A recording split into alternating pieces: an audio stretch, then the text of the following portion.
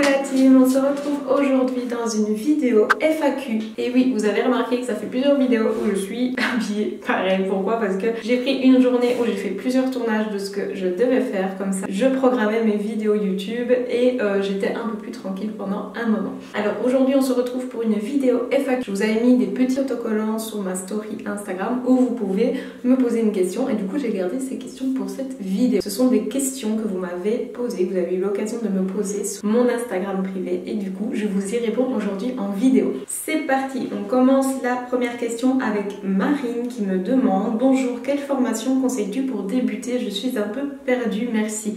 Alors pour débuter, rien de tel que de faire une formation de base. Vous choisissez la technique que vous voulez, donc, gel ou résine, d'aller dans un centre de formation qui vous plaît, où le travail vous plaît, où le travail de la formatrice vous plaît. Demandez bien dans votre formation si vous avez une partie théorique avec un syllabus qui va peut-être vous aider. Vous pourrez retourner dans ce syllabus dans les mois à venir pendant vos entraînements. Surtout aller dans un endroit où le travail vous plaît, vous rapprocher le plus possible de ce style de travail. Voilà, c'est le seul conseil que j'ai à vous donner au niveau formation. J'ai Mégane Esthétique qui me dit chirurgie esthétique pour l'interrogation. Alors oui, moi je suis pas du tout fermée à ça, à savoir que j'ai déjà eu recours à de la liposuction, pas du lipolifting, parce que le lipolifting c'est enlever de la graisse et remettre. Moi j'ai fait que enlever. Peut-être que je vais remettre par après, mais en attendant j'ai fait que enlever de la graisse de mon corps. J'ai refait ma poitrine. Et donc voilà, et j'ai déjà eu recours à des injections dans les lèvres, que je dois refaire d'ailleurs bientôt. Mais voilà, c'est les seules choses que j'ai pu faire jusqu'à maintenant niveau chirurgie esthétique. Alicia me dit faire une vidéo de comment est-ce que tu as commencé pour en arriver là. Ouf, ce serait compliqué pour en arriver là. Ce serait plus une vidéo de blabla, mais du coup dites-moi en commentaire si ça vous intéresse de savoir comment j'en suis arrivée là. Mais à mon avis, ce sera une vidéo qui sera très longue. Ah, en fait, Alicia, sa question n'était pas complète. Elle me dit Nice Company t'appartient ou bien tu travailles pour eux. Si elle t'appartient, tu pourras faire une vidéo de comment est-ce que tu as commencé pour en arriver là. Nice Company, il faut savoir que ça ne m'appartient pas. Donc moi, je suis représentante et distributrice officielle pour la Belgique et que c'est une marque polonaise qui est représentée par Alexander et Dobrusia en Pologne. Du coup, c'est un couple avec deux enfants, deux magnifiques petits enfants, qui ont créé cette marque il y a déjà bien longtemps. Je pense qu'ils approchent les 20 ans de création de Nice Company. Moi j'ai juste importé la marque ici en Belgique et je m'occupe tout simplement de la Belgique. Je ne m'occupe pas de la France parce que je reçois énormément de messages en ce qui concerne la France, mais je ne peux malheureusement pas vous aider en ce qui concerne vos commandes en France, le réassort en France ou même vos intégrations d'équipe au niveau de la France, car je ne gère pas du tout ce pays. C'est Christine Lausignac qui gère ce pays. Je peux vous mettre son Instagram en dessous, comme ça vous pouvez la contacter en ce qui concerne la France. Comment nettoies-tu et entretiens-tu tes pinceaux nail art? Alors du coup je vous invite à aller voir la vidéo de Camille Nails FRS que je vais vous mettre dans le petit i ici, parce que c'est vraiment comme ça aussi que je nettoie mes pinceaux, donc soit à la base, soit avec du cleaner. En général, j'enlève l'excédent directement avec un coton sec. Si il n'y a pas grand chose, je passe avec le cleaner Nice Company qui est assez doux, qui n'est pas agressif. Et du coup, je fais tourner mon pinceau sur un coton. Si le pigment de la couleur est trop forte, à ce moment-là, il faut enlever ce pigment avec de la base, de préférence de la base que de la finition, mais un gel qui est assez fluide et transparent. Tu changes tes embouts emery tous les combien de temps? Tout simplement, ça va dépendre en fait, ça va dépendre de ce que j'ai à limer. Donc il faut savoir que j'ai plusieurs embouts emery où j'ai déjà plusieurs emery posés dessus de grains différents en fonction de ce que je dois faire, pour éviter d'en avoir qu'un et de devoir le changer déjà pendant la pose. Pourquoi? Parce que sur une plaque naturelle, je vais pas utiliser le même grain que sur une retouche gel. Donc sur une plaque naturelle, je vais plutôt utiliser un 240 et pour un limage, je vais utiliser un 150, 180, voire un 80 si le gel est assez dur à limer, mais c'est très rare. Et je vais les changer tout simplement quand je vois qu'ils commencent à ne plus limer. Maintenant, c'est assez compliqué pour l'instant avec tout ce qui est Covid et tout ça, parce qu'on désinfecte beaucoup plus, mais je l'ai fait tremper et tout, et du coup c'est pas très bon pour l'émery, et quand je vois qu'il a été un petit peu trop absorbé par le liquide, je le change, alors qu'il aurait pu continuer à fonctionner correctement. Alors Nace DKN me demande comment choisir le bon ciseau. Le bon ciseau à cuticule qui nous convient. Je dirais il faut que tu te sentes à l'aise en le maintenant. Après, il faut trouver la bonne position de main en tenant ton ciseau cutie. Il faut savoir qu'il existe, en tout cas chez Stalek, il existe des dimensions différentes. Il y en a des plus petits, il y en a des plus grands. Si vous avez tendance à avoir des grandes mains, donc quand je dis des grandes mains, c'est quand au niveau des gants, par exemple, vous prenez entre M et L, c'est que vous avez quand même des grandes mains. Donc il faut prendre un ciseau cuticule qui est quand même assez grand à ce moment-là. Si vous êtes plutôt du S au niveau de vos mains, n'hésitez pas à choisir le ciseau cuticule qui est un peu plus petit.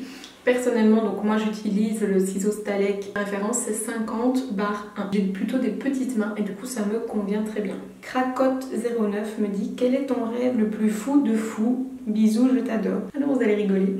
J'ai tendance à aimer les animaux. Et du coup, depuis toute petite, c'est un rêve, voilà, mais ça me plairait bien de pouvoir le faire. J'ai envie de toucher le visage d'un gorille.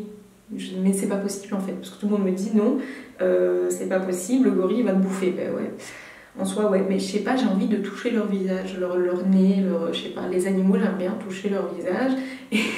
Et du coup, j'adore les singes et les gorilles aussi. Et du coup, je me dis, ouais, ce serait vraiment trop bien de pouvoir toucher un gorille. Mais ce n'est pas possible, bien évidemment.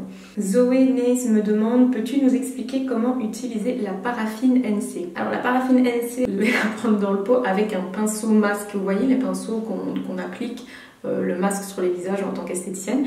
Vous prenez la paraffine avec le pinceau et vous le mettez sur le pied.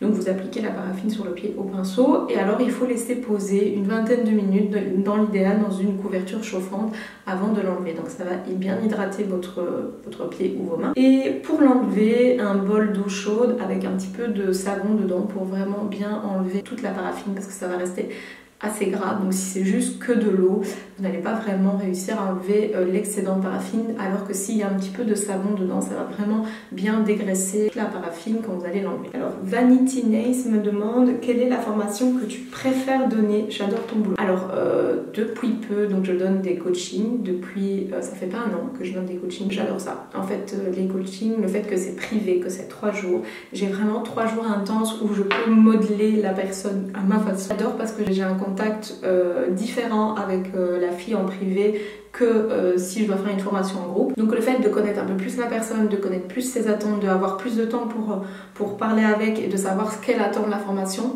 mais fait que quand elle sort, elle a vraiment le résultat qu'elle veut et surtout j'ai le résultat que j'ai envie qu'elle ait. Donc c'est-à-dire j'ai envie qu'elle évolue et je suis contente de voir après 3 jours son évolution à tout niveau.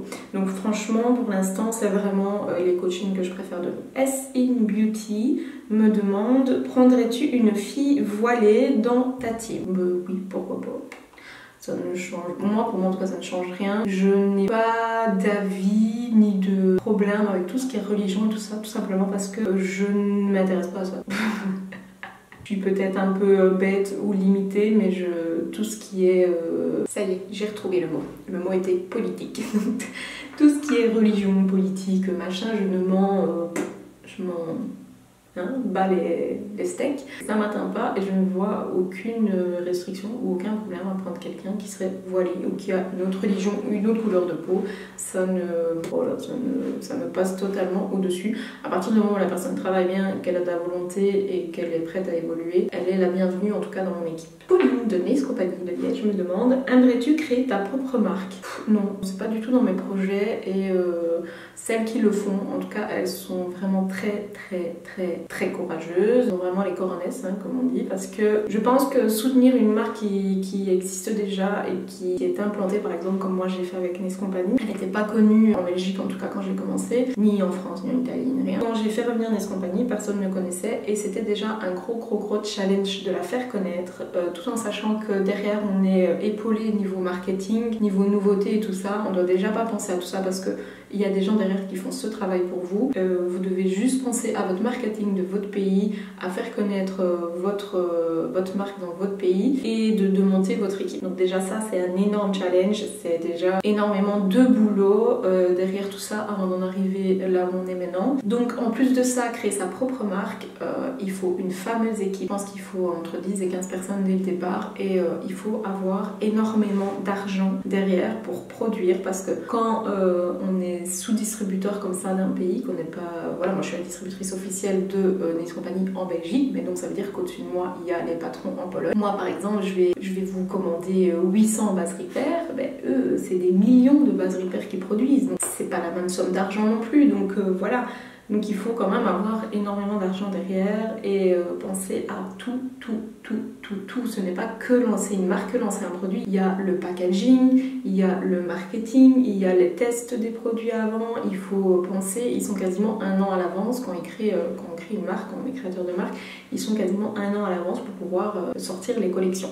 Donc c'est vraiment très compliqué, je suis bien comme je suis maintenant, donc c'est pas du tout dans mes projets de créer ma propre marque en tout cas. Ton collier, d'où vient-il? J'en suis folle. Alors je suppose que c'est ce collier parce que je reçois énormément de messages en ce qui concerne ce collier. C'est un collier Louis Vuitton que vous trouvez donc sur le site Louis Vuitton. Moi je l'ai commandé en ligne, j'ai eu l'occasion de le voir en magasin, mais je l'ai commandé principalement en ligne. Je l'ai reçu très rapidement. Alors j'ai beaucoup de questions par rapport à ce collier, beaucoup de messages de personnes qui me demandent, qui hésitent à l'acheter, mais qui me demandent s'il ne s'abîme pas trop et s'il tient bien en soi. Alors il faut savoir que moi mes bijoux, je ne mets aucun bijou pour prendre ma douche ou pour dormir, donc j'enlève tout à part ma bague de mariage, j'enlève tout. Du coup ben voilà, je pense que ça abîme un peu moins. Ils disent qu'il faut éviter de prendre votre douche avec et de parfumer dessus. Alors il faut savoir que moi quand je mets mon parfum, je fais pas attention à mon collier ou quoi que ce soit, donc je mets mon parfum et je n'ai aucun souci et je le porte depuis le mois d'août. Ça fait 7 mois que je le porte quasiment tous les jours.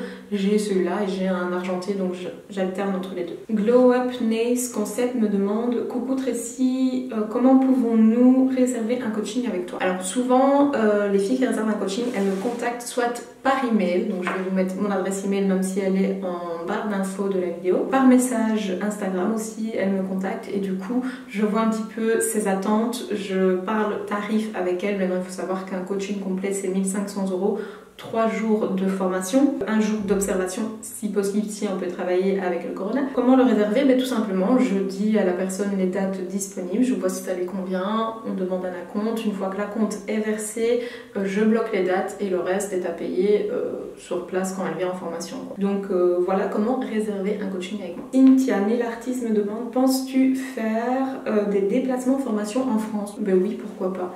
Ça ne change rien pour moi. Maintenant c'est vrai que je suis toujours mieux dans mes habitudes en étant chez moi, dans ma salle de formation et tout ça, parce que j'ai tout le matos disponible, j'ai mes habitudes et tout ça. C'est toujours un peu plus compliqué une fois qu'on est en extérieur, mais pourquoi pas, oui, il existe des systèmes d'hôtesse. Donc en fait une personne organise la formation, donc on me fait venir en France, elle organise, moi je lui dis le prix que je veux pour le voyage, pour le nombre de jours, et elle organise l'événement de son côté, elle demande le prix par personne, en tout cas ce qui va la rembourser de ce qu'elle va me payer, on va dire. Et voilà, tout simplement elle organise, donc elle m'invite, elle fait le marketing, je fais le marketing aussi de mon côté pour prévenir que je viens telle date à telle ville, et je lui dis juste le nombre de filles, qu'il y aura un maximum de nombre de filles par jour en fonction aussi de l'espace qu'elle a. Après ce qui est vu sur place, c'est vraiment l'hôtesse qui choisit le style de formation qu'elle veut que je donne, et voilà, c'est comme ça que ça se passe en général. Cynthia, Nail Artist toujours me demande mon âge, donc j'ai 29 ans, 30 ans,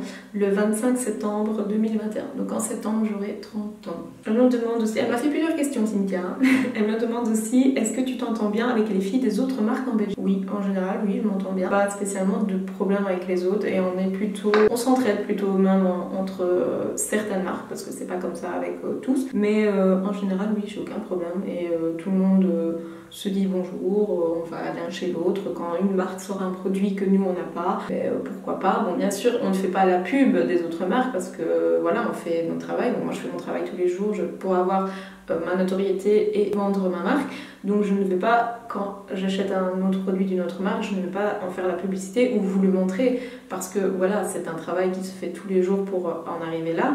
Du coup je ne vais pas en faire profiter spécialement les autres, mais ça m'arrive d'acheter des trucs d'autres marques bien sûr. Cynthia toujours me demande: depuis quand tu as implanté Nails Company?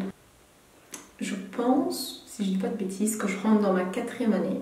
Voilà, donc il y en a beaucoup d'entre vous qui commencent seulement à connaître Nes Company, mais ça fait déjà un petit moment qu'on est implanté et comme je vous dis, c'est un dur travail pour en arriver là et pour faire connaître une marque dans votre pays. Valentine me demande ma destination de rêve. Ben, les Maldives, hein, vu que je devais aller et que pour mon voyage de noces et que ça a été reporté 2 fois. Du coup, ben ouais, ça reste un rêve. L'univers d'Alice me demande à quand un deuxième bébé? Jamais.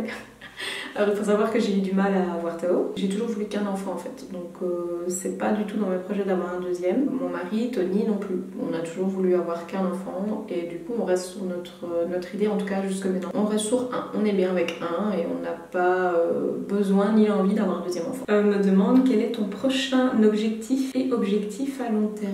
Très bonne question. Je ne sais pas moi-même. En tout cas, j'essaye de développer au mieux cette chaîne YouTube. Je poste énormément pour ça. Du coup, je dirais que mon plus gros projet, c'est ça. C'est faire grandir cette chaîne. En tout cas, j'aime bien. Comme c'est quelque chose que j'aime bien, c'est quelque chose que je vais avoir envie de faire grandir et je vais me donner beaucoup d'énergie là-dedans. Du coup, on va dire que c'est ça, mon objectif à long terme. On me demande, le Easy Control est idéal pour une première pause, même si on y va lentement. Alors, on va dire plus tu vas être lente avec l'Easy Control, plus il va peut-être couler.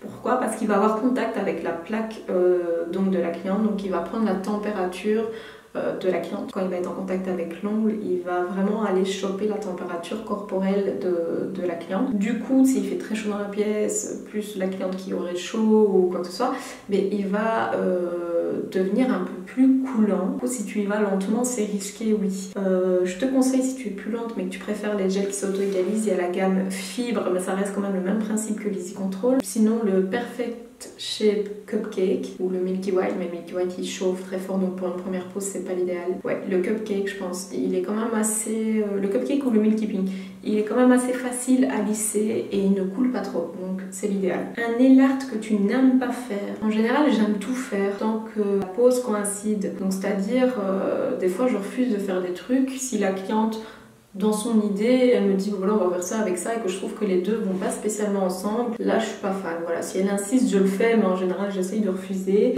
Donc il n'y a rien que je n'aime pas faire. Tant que c'est bien réalisé, j'aime bien le faire. Voilà, je vais faire en sorte que ce soit bien réalisé, peu importe la déco. Mais voilà, effectivement, si on me demande de faire une fleur verte à côté d'une fleur rouge, je vais peut-être pas kiffer quoi, donc je vais refuser. Fais tes ongles by Tina me demande ton gel préféré en construction chablon. Genre, je dois faire une première pause, construction en chablon. Ouais, je vais utiliser le Speedy Cover. En première pause, je vais utiliser le Speedy Cover ou le Baby Bomber. Mais une préférence pour le Speedy Cover. Donc c'est le Perfect Shape Speedy Cover. C'est un gel qui s'auto-égalise pas et qui est plutôt pêche. Il est genre à 80% couvrant. Donc il est adapté quasiment à toutes les plaques. Et j'adore le rendu qu'il donne une fois limé, tout ça en première pause. Et en plus il est très résistant. Donc ouais, c'est un gel que j'utilise pas mal en première pause.